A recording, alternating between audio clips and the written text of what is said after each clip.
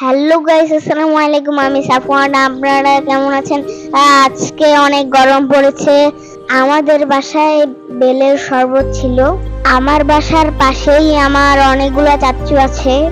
আমি এখন আমার চাচ্চুদেরকে বেলের শরবত খাওয়াবো। বেলের শরবত খেলে তাদের মন ঠান্ডা হয়ে যাবে। আমি এখন আমার চাচ্চুকে এক গ্লাস বেলের শরবত দিচ্ছি। এখন আমার সব চাচ্চুদেরকে এক গ্লাস করে বেলের শরবত খাওয়াবো।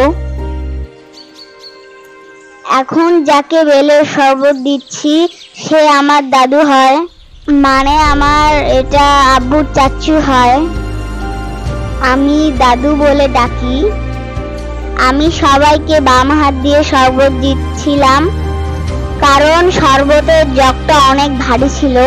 তাই আমার ডান হাত দিয়ে শরবতটি ঢেলে সবাইকে দিচ্ছিলাম।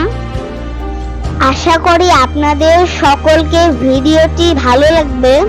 যদি ভালো লেগে থাকে তাহলে আমাকে আমার পেজটিকে ফলো দিয়ে যাবেন, লাইক কমেন্ট শেয়ার করে যাবেন। আসসালামু আলাইকুম।